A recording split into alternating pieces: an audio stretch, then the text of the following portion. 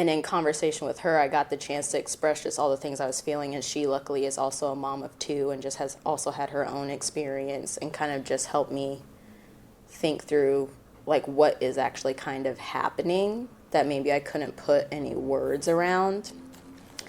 But I mean, I just felt completely lost. I was afraid to be alone. Because Anthony does travel, he went back to work when Kai was about 4 weeks old.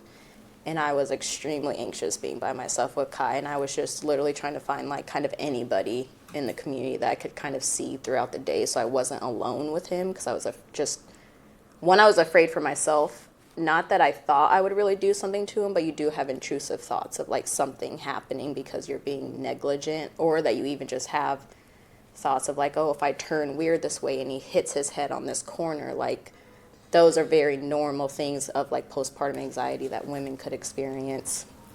And then I also had a woman that was more of an acquaintance that I ended up spending time with, and I was talking to some therapy centers. I was considered checking myself into an inpatient clinic. Yeah, and she just helped me realize, even though I was considering an inpatient option, that what I was experiencing was very, very normal. Like, so I didn't know all this information going into it, like how common postpartum anxiety was and postpartum depression.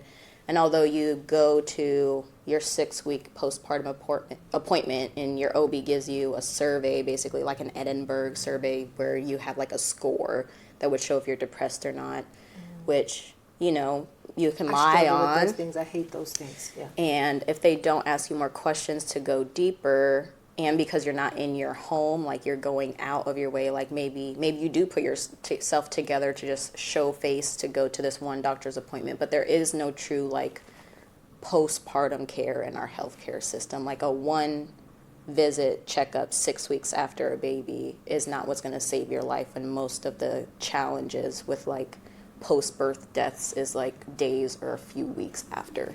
Wow. And this is when things are really, really challenging.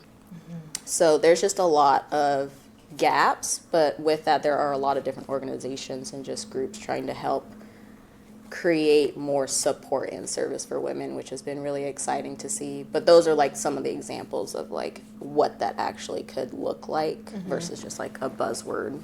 Yeah, and what we'll do too for any mothers, we'll put in the description, we'll put some of those organizations. I'm going to ask for Aja's help. But some of those organizations, I'll link them below.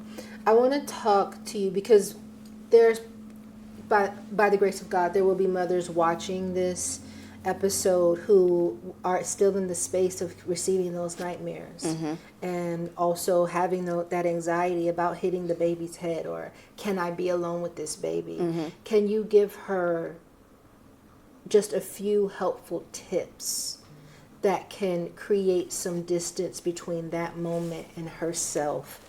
If she's feeling that right now, what are just a couple of things she can do to make sure that she and the baby are safe and well? Yes.